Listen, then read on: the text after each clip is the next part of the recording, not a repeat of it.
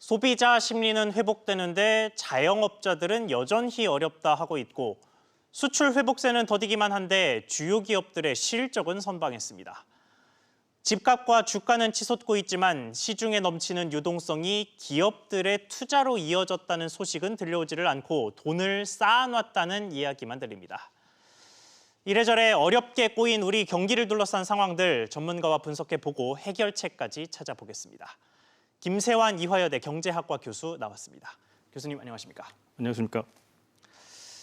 네, 국내 이야기를 하기 전에 간밤에 들어온 해외 소식부터 좀 보겠습니다. 미국의 중앙은행인 연방준비제도가 정례 회의인 연방공개시장위원회, 흔히 FOMC라고 부르죠. 이 회의를 열고 금리를 동결했습니다.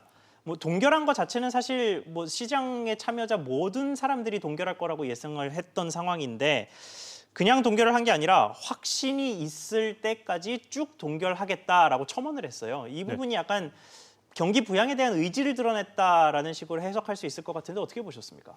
네, 미국 연준이 이번에 미국의 기준금리를 0%대에서 고정하기로 결정을 하였는데요. 말씀하신 대로 상당히 예측이 되었던 부분이지만 그에 대한 설명이 중요합니다. 예. 그 설명으로 인해서 앞으로 미국이 기준금리를 어떻게 가져갈 수 있을지를 우리가 예측해 볼 수가 있는데 미국의 경기에 대해서 종합적으로 좋지 않다고 판단을 하였고 따라서 올해 말까지는 금리를 아마도 올리지 않을 것 같다는 예상이 강하게 퍼지고 있습니다. 따라서 주식시장도 이에 따라서 반등했지만 우리나라도 우리 당분간은 금리를 올릴 가능성이 약해졌다고 볼 수가 있습니다. 그렇군요. 자, 그리고 또 하나 우리나라에 중요한 소식이 있습니다. 한미 통화 스와프가 연장이 됐어요. 6개월 연장돼서 내년 3월 말까지로 연장이 됐는데 이게 우리나라의 금융시장에 주는 의미가 있다면 어떤 게 있겠습니까? 네, 한미 통화 스와프는 정말로 우리 금융시장의 안정성에 중요한 안전판이라고 볼 수가 있습니다. 예. 우리 정부가 보유한 외환 보유고가 4,100억 달러가 좀 넘는데요. 이것도 지금 전 세계 모든 금융기관이 코로나 바이러스로 인해서 위험이 높아지면서 달러화를 확보하려는 경쟁을 벌이고 있기 때문에 달러화가 우리나라 금융시장에서 빨리 소진될 수가 있습니다. 따라서 우리나라 원달러 환율도 급하게 오를 수가 있는데요. 그거를 급하게 원달러 환율이 오르는 것을 즉 달러화가 강세가 되고 원화가 약세가 되는 걸 막아주는 안전판이 한미 간 통화 스와프가 되겠습니다. 지금 재연장했기 때문에 내년 3월까지는 최소한 한미 간의 600억 달러의 통화 스와프로 인해서 금리가 상대적으로 안정화되는 역할을 하리라고 보입니다. 알겠습니다. 자, FOMC 지금 금리 동결과 한미 통화 스와프 이렇게 두 가지 짚어봤는데 혹시 그 외에 좀 주목해서 봐야 한다 하는 이슈가 좀 있었습니까? 네, 특히 미국 연준이 가장 중요하게 생각하는 미국 경기의 요점을 잘 밝혀준 회의였는데 예. 미국의 고용이 상당히 좋아지지 않고 있습니다. 네. 기업들은 상당히 좋아지는 회사들이 많아지고 있었지만 미국의 대기업을 중심으로 아직도 코로나 바이러스가 계속되면서 그 레이오프, 임시적으로 직원들을 해고하는 그런 행위가 예전에 비해서 전혀 줄어들지 않고 있는 상황이 계속되고 있기 때문에 예. 미국 정부나 연방 중앙은행인 연준이 보고 있는 고용 사태가 회복되지 않는 한 금리를 올리지는 않을 것으로 보입니다. 알겠습니다. 자, 그러면 미국 이야기는 이 정도로 하고요. 국내로 들어와 보겠습니다. 한국은행에서는 매달 소비자 동향이라는 걸 발표를 합니다. 이게 소비자들의 심리 지수가 나오는 동향 자료인데 여러 가지 물가를 결정짓는 이른바 선행지표라고 보시면 됩니다. 소비자들이 소비를 어떻게 생각하고 있는지가 먼저 나오고 이게 결국은 나아가서 소비자 물가로 반영이 되는 이런 구조가 되는데요. 어제 한국은행이 7월에 소비자 심리지수를 발표를 했는데 3달 연속으로 나아지는 모습을 보였습니다. 이게 그래도 좀 이 경기가 바닥을 찍고 회복할 거라는 기대를 소비자들이 하고 있다. 이렇게 해석해도 무방한 걸까요? 네, 맞습니다. 아무래도 정부가 지급한 재난지원금이 소비자 심리지수와 소비 자체를 회복하는 데 상당히 역할을 한 걸로 보여집니다. 예. 말씀하신 대로 7월 소비자 심리지수가 84.2로 발표가 되었는데요. 거의 4달 연속 상승하고 있는 모양새입니다. 하지만 소비자 심리 지수라는 것이 100 이하면은 안 좋게 보는 것이고 예. 100 이상이어야지 경기를 좋게 보는 것이기 때문에 전체적인 해석을 해 보면은 소비자들이 경기를 안 좋게 보지만 점점 나아지고 있다고 판단하고 있는 모양새입니다. 특히 5월의 경우에는 소비 자체가 전달 비교해서 2%를 상승했는데요. 그 전달인 4월에는 2% 하락하기도 했습니다. 예. 수치를 보면은 거의 4% 이상 소비의 증가율이 상승한 셈인데 아무래도 재난지원금이 이런 소비 증가에 큰 역할을 했다고 보입니다. 알겠습니다. 자, 그런데 이렇게 소비자들의 심리가 나아졌다라는 지표가 계속해서 나오면 어쨌든 뭐 시차는 좀 있겠습니다만 소비가 조금씩 나아져야 하는데 그 나아진 소비로 인한 돈을 받아서 생활을 하는 자영업자들의 체감 심리가 좀 안 좋습니다. 이게 오히려 나빠지고 있는 모습을 보이고 있는데 이 괴리 현상이 왜 나타나는 걸까요? 네, 소상공인진흥공단에서 발표하는 소상공인 또 체감 경기 지수라는 것이 있는데 이것도 예. 100보다 높으면 경기가 좋고 낮으면 더 나쁘다고 판단하는 것입니다.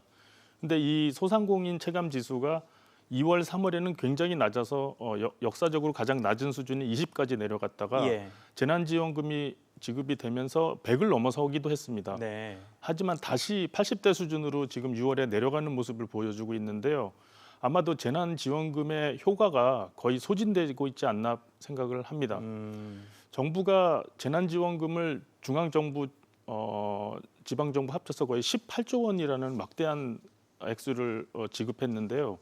이 재난지원금이 생각보다는 그 효과가 짧고 경제 전체의 역동성을 일으키는 힘이 약한 걸로 보여집니다. 그렇군요. 그러니까 같은 재난지원금이 소비자들의 심리는 개선을 시켰고 소상공인들의 심리는 이미 유통기한이 끝난 상황이 맞습니다. 되어버렸다. 이렇게 보면 되겠네요. 알겠습니다. 이제 기업으로 좀 넘어가 보겠습니다. 최근에 전해졌던 소식 중에 하나가 은행권에 쌓여 있는 예금 상품들을 포함한 수신의 규모가 상반기에만 100조 원 넘게 늘어서 역대 최대치로 늘었다. 그러니까 유동성이 공급됐지만 은행에만 쌓여 있다. 뭐 이런 식의 이야기였는데 기업 경기도 그런 이유 때문인지 점점 더 안 좋아지는 것 같습니다. 기업을 통해서 유동성이 돌지를 않는 탓인 것 같은데 기업들이 8월 경기도 좀 부진하게 보는, 그러니까 역시나 기업들의 심리도 좀 안 좋은 이런 상황을 좀 보이고 있습니다. 네, 기업들도 지금 우리가 현대자동차나 삼성전자, SK하이닉스가 워낙 수출도 잘 되고 예상보다 영업이익이 높아서 일반 중소기업이나 일반 기업들의 영업 활동에 대해서는 많이 보도가 되지 않고 있지만 예.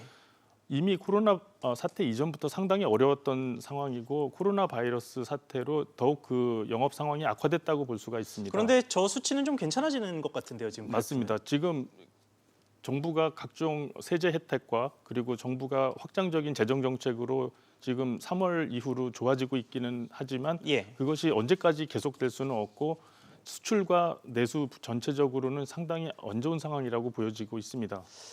그렇군요. 자, 그래서 문제는 회복이겠죠. 코로나19 때문에 뭐 기업들이 어려워지는 건 우리나라만의 사정은 아닙니다만 어떻게 회복을 하느냐가 이제 중요한 변수가 되고 있는데 뭐 처음에는 V자형 반등 이야기가 나왔다가 그 이후에 뭐 다양한 알파벳들 전망을 거쳐서 지금은 나이키형 반등이라고 해서 떨어질 땐 빠르게 떨어지고 회복할 때는 다소 완만하게 회복하는, 뭐 이게 좀 대세론으로 굳혀지고 있는 것 같습니다. 그런데 그 말을 현실에 대입해 보면 결국은 충격을 받은 업체들이 회복하기까지 시간이 꽤 걸릴 수도 있다라는 건데 금융위기 때보다도 회복이 더 될 거다. 뭐 이런 식의 좀 우려도 있더라고요. 이 부분 어떻게 전망을 하십니까? 네, 지금 시장에서 초미의 관심사가 언제 도대체 이렇게 정부가 노력을 하는데 경기가 회복될 것인가 하는 그 시점에 관한 논의가 활발한데 정답은 있지가 않고요. 예. 지금 정부 안에서도 한국은행과 정부의 의견이 갈리고 있습니다. 정부는 지금 원래 예산이 510조가 넘었고 지금 60조가 넘는 3차 추경을 퍼부으면서 확장적인 재정 정책을 하고 있고 또 예. 금리도 0.5% 이하로 유지하면서 확장적인 통화 정책을 유지해서 아마도 3분기나 4분기면은 경제가 회복되지 않을까, 반등하지 않을까 이런 희망 섞인 예상을 하고 있습니다.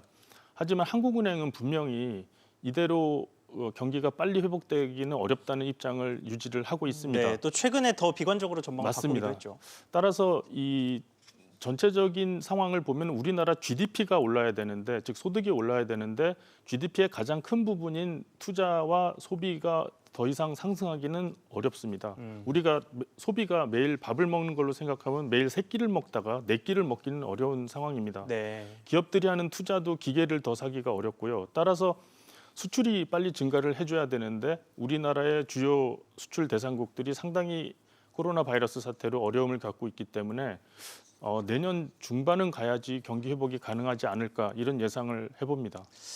알겠습니다. 자, 이제 소비자들과 기업까지 짚어봤으니 정부 쪽으로 좀 논의를 넘겨보겠습니다. 앞서 제가 유동성 이야기를 좀 드렸었는데 뭐 한국은행도 뭐 넓게 봐서 정부라고 본다면 한국은행이 각종 양적 완화 정책으로 그 유동성을 시장에 공급을 하고 있고 또 정부도 다양한 추경을 통해서 유동성을 공급하고 있는 중인데 자, 일단 그 유동성이 60% 이상이 기업으로 흘러 들어갔다라는 식의 결과가 나왔어요. 문제는 그렇게 기업으로 흘러 들어간 유동성이 기업의 투자로 이어져서 시장에서 돌아야 하는데 그러지를 않고 기업들이 그걸 대부분 쌓아놓고 있다라는 소식이 전해졌습니다. 이거는 정부의 정책 의도와는 좀 다른 것 아닙니까? 맞습니다. 그런데 기업의 입장에서 보면은 상당히 합리적인 예. 의사결정이라고 볼 수가 있습니다. 지금 코로나 바이러스 사태로 미래가 워낙 불투명하고 이런 상황에서는 항상 있었던 일이지만 현금을 확보해 두는 것이 가장 중요합니다.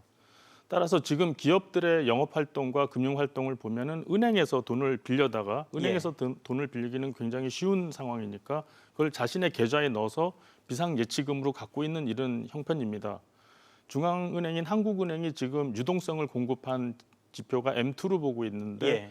그 모든 현금화할 수 있는 모든 금융자산을 합친 액수가 지금 3천조 원이 넘었고 역사상 가장 큰 액수고 네, 얼마 전에 3,050조 원을 넘었죠. 맞습니다. 증가율도 굉장히 빠릅니다. 근데 동시에 재밌는 데이터가 있는 게 올해 상반기에 그 가계와 기업이 은행에서 돈을 빌린 액수가 118조가 늘었습니다. 예. 반면에 은행이나 기업이 또 자신의 계좌에 놓은 돈도 108조 거의 비슷한 액수가 그러니까 늘었습니다. 빌린 돈을 거의 다 그대로- 넣었다. 그대로 나라 전체로 보면 가계와 기업이 빌린 돈을 거의 전부 자신의 계좌에 다시는 이런 형편이고 예. 상당히 위험에 대비하는 그런 조심스러운 모습을 보여주고 있다고 볼 수가 있습니다.